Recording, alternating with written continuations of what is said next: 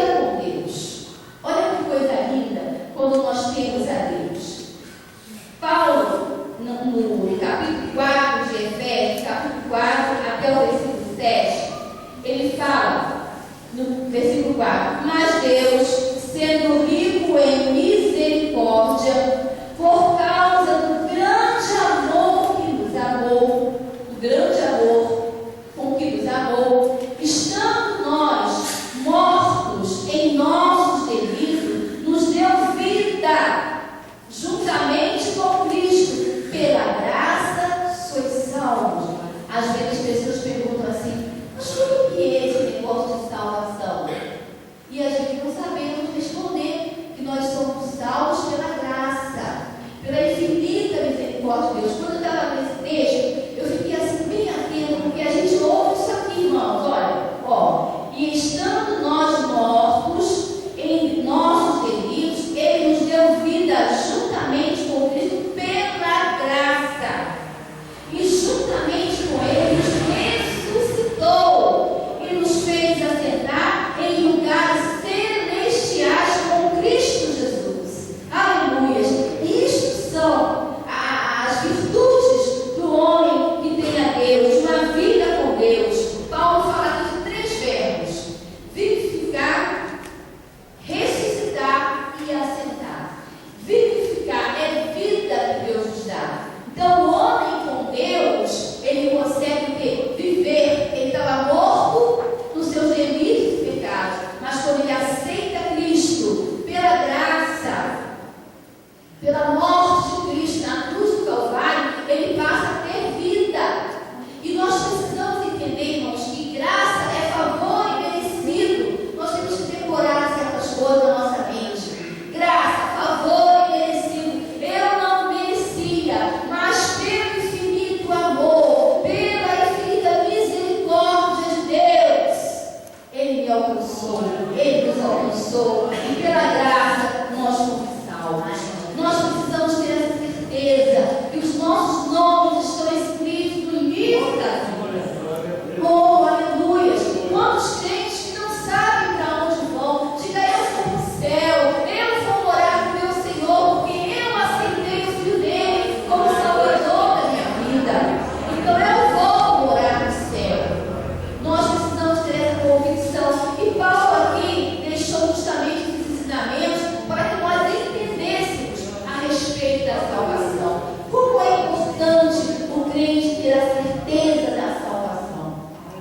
É muito importante. Eu lembro, irmãos, quando eu era bem menina, de ter 7, 8 anos de idade, a minha avó paterna, mãe do meu pai, chegava perto de mim e dizia assim: minha filha, não negue a Jesus. Olha, é uma menina, eu não entendia muito aquelas frases da minha avó.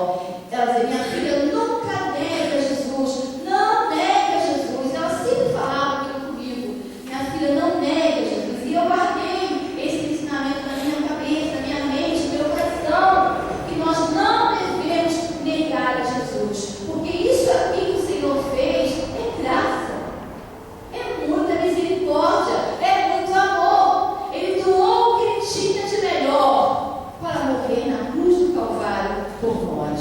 E nós alcançamos essa graça, a graça salvadora através de Jesus. Então, são a virtude dos homens que têm Deus, conhecem a Deus. A motivação de Deus e a sua misericórdia, o seu amor, deve estar conosco. Existe na Bíblia um versículo, nós chamamos de versículo textual da Bíblia. Quem conhece? João 3,16. Vamos todos falar? Porque Deus amou o mundo de tal maneira que deu o seu Filho unigênito, para que todo aquele que nele crê não pereça, mas tenha a vida eterna. Aleluia! Esse é o textual da Bíblia. Nós, como crentes, como servos do Senhor, nós temos que decorar esse versículo, ensinar a nossas crianças, e eles precisam entender que neste versículo o Senhor está falando tudo a respeito do seu grande amor para conosco. Nós vamos falar também sobre aquilo que o Senhor Jesus veio fazer através do seu Evangelho na vida do homem, também que é muito lindo. Na Palestina havia grande rivalidade entre os judeus e os gentios, nós sabemos disso. lá com a mulher samaritana e outros mais. Havia aquele desprezo com os gentios. Na Alemanha nazista, os gentios não gostavam dos judeus. Era o contrário, eles desprezavam os judeus. No tempo do apóstolo Paulo, como Paulo escreveu aqui, os judeus consideravam-se como incircunciso e estrangeiro, superiores a eles. Então lá havia um clima de hostilidade entre o gentio e o judeu. E nós vamos ver isso em Efésios 2, o versículo 11 e 12. Diz assim, portanto, lembrai-vos de que outrora vós gentios na carne, chamados incircuncisos por aquele que se intitulam circuncisos na carne, por mãos humanas, naquele tempo estava sem Cristo, separado da comunhão de Israel e estando nas alianças da promessa, não tendo esperança e sem Deus. Eles não tinham a Deus. E o Senhor Jesus veio, queridos, justamente para quebrar esse preconceito. Às vezes nós não entendemos muito, mas o Evangelho, ele quebra barreiras, ele põe por terra barreiras, ele põe por terra preconceitos, hostilidade, tanta coisa, orgulho. Eu não sei se os irmãos lembram, mas há pessoas que têm dentro de si um racismo muito grande. Muito grande. Eu conheci muitas pessoas crentes que não gostam do negro, não aceitam o negro.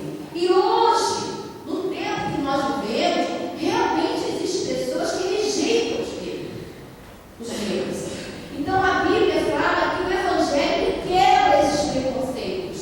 Todos nós somos iguais diante do Senhor.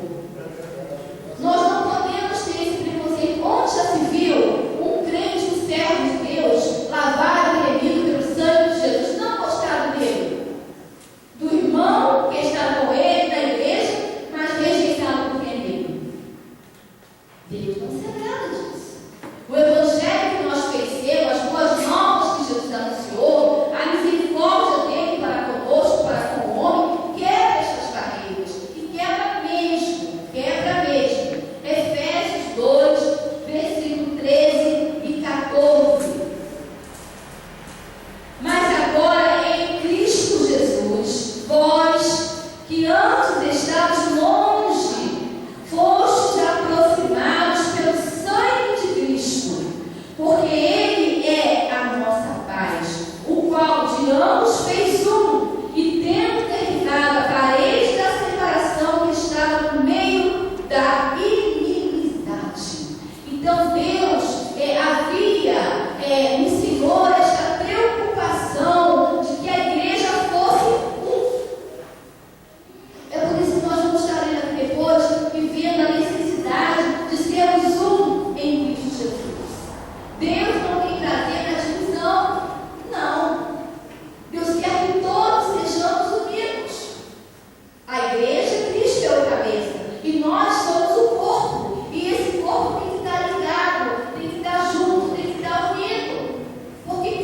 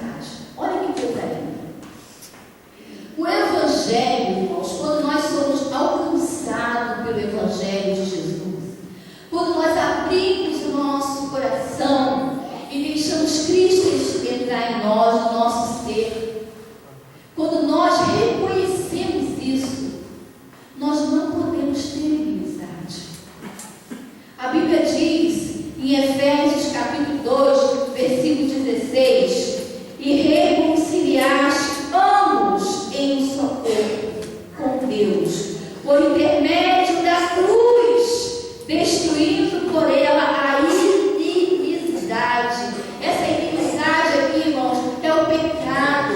O crente não pode ter amizade com o pecado, porque Cristo morreu na cruz por mim e por você, para que o pecado saísse da nossa vida. Então, não pode haver amizade com o pecado. O pecado é nosso inimigo. Não pode haver comunhão, não pode haver aliança, não pode inimizade para Deus, para com Deus. Quem é amigo do pecado, compartilha o pecado, senta na mesa dos escarnecedores, eles têm aliança. E se tem aliança, se afasta de Deus, porque a Bíblia diz aqui, e reconciliar-te-amos em um só corpo com Deus, por intermédio da cruz, destruindo por ela a inimizade. Então, quando nós olhamos para a cruz, é por isso que alguém sempre fala, já ouvi várias pessoas falarem que o Evangelho é o Evangelho de cruz. E nós temos que olhar para a cruz, porque quando nós reconhecemos isso, nós nos afastamos do pecado.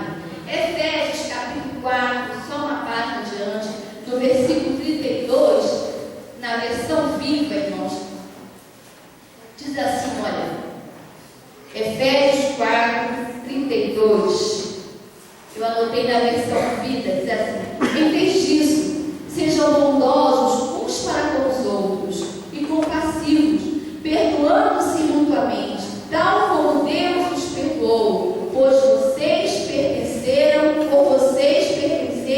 a Cristo. Diz aqui, antes sejam uns para com os outros benignos, compassivos, perdoando-nos uns aos outros, como também Deus em Cristo vos perdoou. Na versão que diz, por vocês pertencerem a Cristo. Então, por nós pertencermos a Cristo, nós temos que levar um evangelho de paz, um evangelho que desfaz a inimizade. E nós devemos entender, irmãos, que Cristo, na igreja, nas nossas vidas, tem a preocupação de amarmos uns aos outros. Nós devemos amar os nossos irmãos mutuamente. Nós devemos amar a igreja do Senhor. Nós devemos amar a palavra do Senhor. Nós devemos amar a Deus. Temos o dever de amar a Deus sobre todas as coisas. E entender que este amor em mim e em você, ele traz paz. Quem tem o amor de Cristo dentro de si, aonde ele vai, ele leva paz. Porque a Bíblia diz que esse evangelho de paz deve ser anunciado. Nós não podemos anunciar outro evangelho. Nós temos que anunciar o evangelho de paz, que traz salvação para o homem, que traz mudança de vida, que traz esperança para viver, que vence as barreiras, que vence os problemas, as dificuldades. Como eu vou chegar perto de alguém e levar para ele um evangelho que não me dá nada disso? É errado. O crente tem que ter paz. O pastor sempre fala que mesmo na hora da tempestade, nós temos que ter paz. Está muito difícil as coisas, tá? Mas a paz de Cristo está no meu ser, está no nosso ser. Então nós temos que levar essa paz. Na hora da dor, na hora da alegria, na hora da dificuldade, nós temos a paz de Cristo. Quando a gente vai consolar uma pessoa, confortar uma pessoa que está inimizada, o que a gente fala? O Espírito Santo vai consolar o teu coração. O Espírito Santo vai te dar paz, vai te dar esperança, vai aumentar a tua fé. Tenha fé em Deus, tenha paciência. Não é assim que o crente conforta uma pessoa que perde o ente querido? Levando a paz. Porque o Evangelho, ele nos leva a paz para a humanidade. Efésios 2, 14 e 17. Efésios 2, versículo 14 e 17. Porque ele é a nossa paz, o qual de ambos fez um, e tendo derribado a parede da separação que estava no meio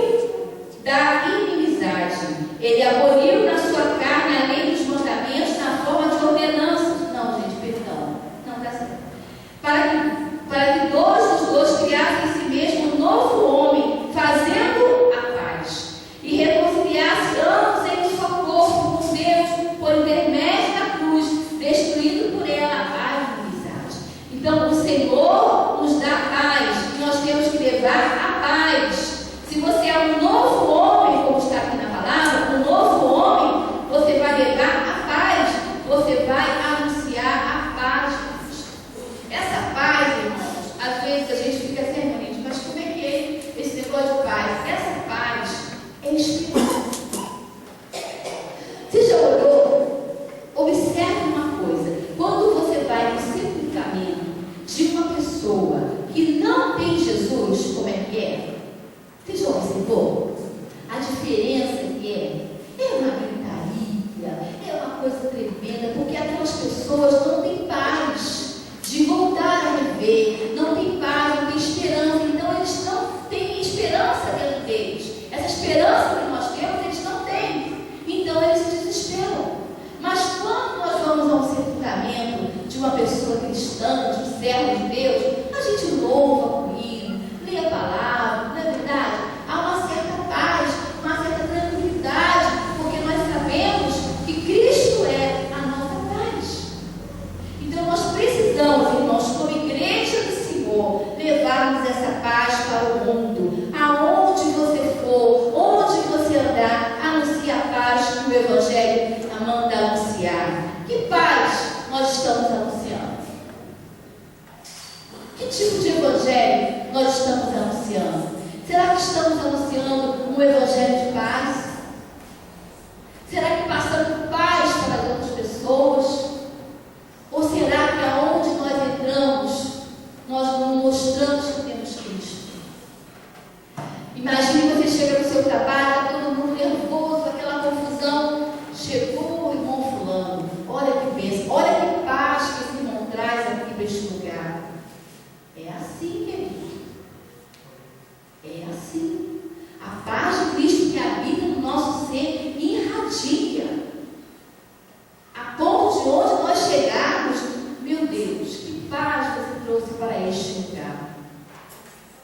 Olha que coisa maravilhosa, quando você ouvir isso de alguém, saiba que você está levando Cristo para essas pessoas, que você está levando a paz de Cristo para essas pessoas. Mas você não está nervoso, não, porque eu tenho Jesus, Ele está à frente de tudo, Ele está no comando do barco. Então não se preocupe, vai ser tudo segundo a vontade de Deus. É a paz do Evangelho, é a paz que nós temos que anunciar. A Bíblia fala em Efésios também sobre 3 figuras da igreja. A Bíblia fala do povo de Deus, da família de Deus e do templo onde Deus habita. Povo de Deus, família de Deus e o templo onde Deus habita. Então a igreja é o corpo de Cristo, formado de judeus e gentios que foram reconciliados com Deus e uns com os outros através do sangue de Cristo. Quando nós participamos da ceia do Senhor, memorial, nós estamos aqui lembrando do sacrifício de Cristo na cruz do Calvário, que uniu as nossas vidas, a igreja do Senhor, através daquele sangue derramado na cruz do Calvário. Por isso que nós estranhamos quando as pessoas não vêm para a ceia, porque a ceia é o memorial, é assim onde nós lembramos do sacrifício de Cristo, é a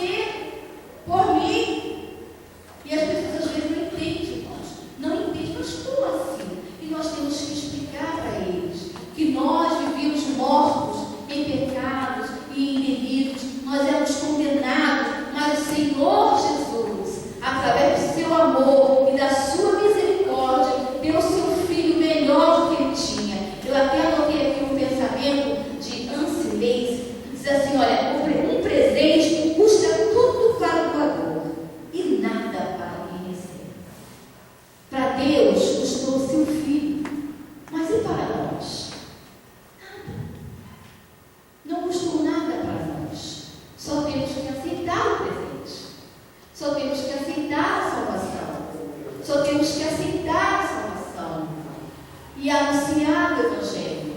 O dever da igreja é anunciar, e a única coisa que nós temos que fazer é anunciar o Evangelho. É o que eu recebi, nós recebemos de graça, nós temos que anunciar. Nós temos que divulgar. Nós divulgamos tantas coisas, mas esquecemos de divulgar a salvação de Cristo nos dá. A salvação que Ele nos dá. Falamos de tantas coisas. Eu fico observando no Face, as pessoas colocam tantas coisas bonitas, coisas que as pessoas nem vivem. Mas e o amor de Jesus? Poucos colocam. Poucos divulgam do amor de Deus. Este amor que tem em João 3,16. Este amor infinito, incondicional, que nós nem temos palavras para explicar. Então nós temos que proclamar o Evangelho que quebra o orgulho, que quebra o preconceito, um Evangelho que desfaz a inimizade, um Evangelho que traz a paz, um Evangelho que traz a nova vida. É resultado do amor de Deus e da morte de Cristo em nosso lugar. Um novo homem, uma nova mulher, é através da morte de Cristo. Irmão, se você observar, é o maior milagre. Tem gente que fica assim, porque curou de câncer, porque curou de AIDS. Irmão, mas o maior milagre para o homem é o milagre da salvação. Você pensa bem, irmãos, raciocine, coloque sua mente um pouquinho para funcionar, acione os neurônios e pense no maior milagre de Deus para o homem. Porque quando, olha, a missão da igreja de proclamar o mundo, o propósito que muda a vida do homem. O homem que aceita Cristo, que passa a ser um novo homem, porque o Evangelho, ele foi alcançado pelo Evangelho, ele passa a ser um novo homem, há nele uma transformação que muitas vezes nós não temos palavras para explicar. Não há palavras para explicar. Só Jesus pode fazer isso na vida do homem. Só Jesus é quem tira o homem do lamaçal do pecado. Só Jesus é quem liberta a mulher. Só Jesus é quem liberta o homem. Nós não temos condições. Você chega para uma pessoa drogada, lá embaixo, cheia de vícios, e você fala, olha, Jesus te ama, querido. Vem para Jesus, Ele te ama. Mas você não tem condições de tirar aquele homem daí. Mas Deus tem. Deus tem. Por isso é o maior milagre, querido. É o maior milagre. É o milagre da salvação. E nós recebemos este milagre de graça. O Senhor nos deu através do seu Filho. E nós não merecíamos, porque nós éramos desobedientes, porque nós vivíamos em mortos, em delitos e pecados, porque nós fazíamos o que a nossa mente queria, o pensamento da carne, praticávamos as coisas da carne. Mas Jesus vai lá e toca através do Espírito Santo e resgata aquele homem, e resgata aquela mulher, e faz uma nova criatura para a glória do nome do Senhor, para que a igreja seja uma. Que coisa linda! Eu estava ouvindo um testemunho essa semana que eu fiquei encantada com o testemunho. Foi uma menina criada praticamente sem pai, porque o pai era um homem prostituto, a mãe era drogada, e ela era uma menina criada sem amor. Ela não tinha esperança na vida, ela vivia triste porque a vida dela só trazia tristeza. E ela cresceu assim, ela não pôde estudar, porque ela era de família pobre. E quando chegava na escola, a professora chamava de burra, dizia, você é burra, você é burra, você é burra.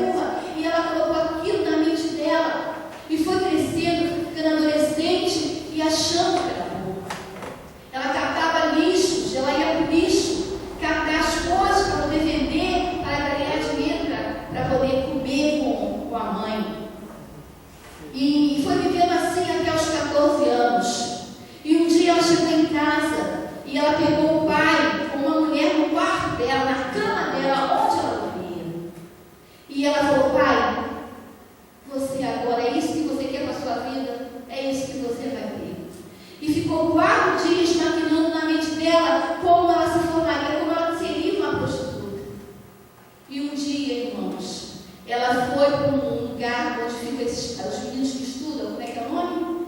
Onde ficam os estudantes? República. Ela foi para uma república.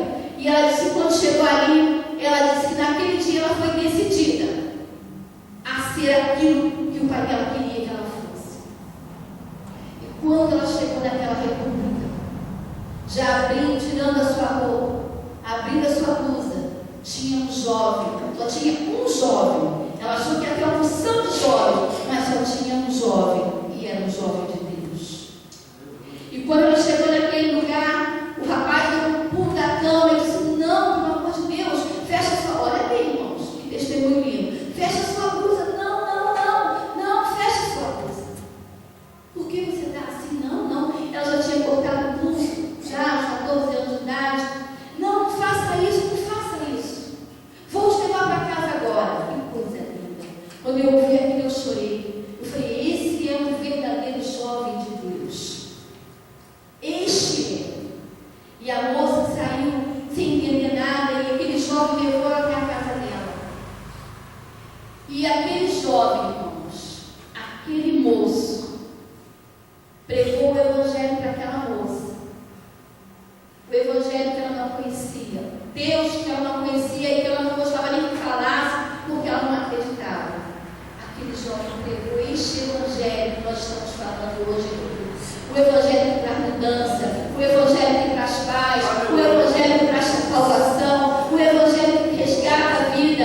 E aquela moça aceitou a Cristo e continuou a vida. E esse rapaz veio a namorar com esta moça, veio a casar com ela. E hoje esta mulher tem 63 anos de idade, e sabe que ela é uma juíza. Olha que Deus maravilhoso. Os preconceitos foram quebrados. A mente dela, que vivia falando que ela ia ser isso, que ela era burra, foram tudo limpo pelo poder do sangue de Cristo. Cada vez que ela dizia que era burra, o rapaz dizia: não, você não é burra, você vai estudar. E ela foi estudar, tirar o ginásio, depois de 14 anos de idade. Ela foi começar a estudar.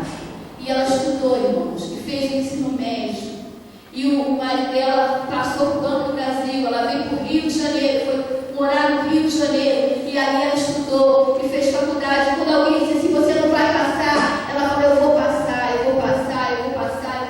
porque o meu Deus me disse que eu sou vencedora. E essa mulher chegou agora, é uma juíza.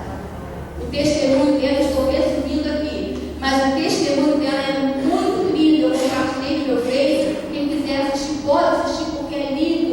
É um testemunho de esperança que edifica a nossa vida e que a gente pode entender o que é o Evangelho. Aleluia! Que Evangelho é esse, irmã Leoneide? É o Evangelho que transforma, que muda e que tira lá de baixo do monturo. Ela disse que ela tinha todo tipo de qualidade de verbo, porque ela só vivia no lixo. Ela só vivia catando as coisas do lixo para vender. Então ela adquiriu muitos verbos. Ela falou a quantidade lá, eu já esqueci, mas uma quantidade enorme de verbos que ela tinha. Mas Deus curou ela, Deus tratou dela, Deus deu um esposo para ela, Deus deu para ela um homem de Deus. Hoje ela largou, ela não trabalha mais como juíza, porque ela vive pregando o Evangelho, contando esse testemunho lindo e maravilhoso pelo mundo todo, para que as pessoas possam entender o que é graça.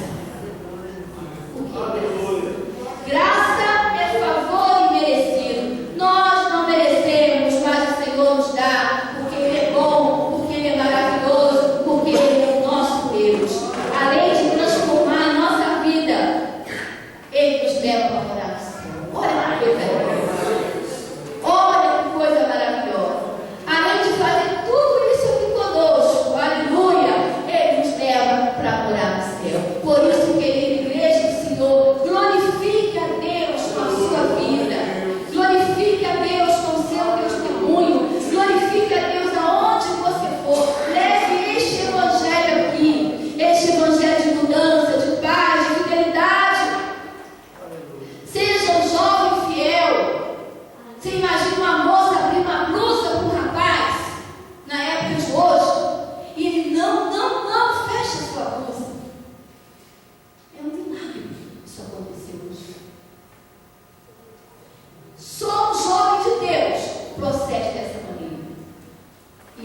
rapaz, esse homem, jovem de Deus, ganhou essa moça para Cristo e graças a Deus é um testemunho. Então, irmãos, vamos glorificar a Deus com a nossa vida. Amém, queridos? Vamos ficar de pé.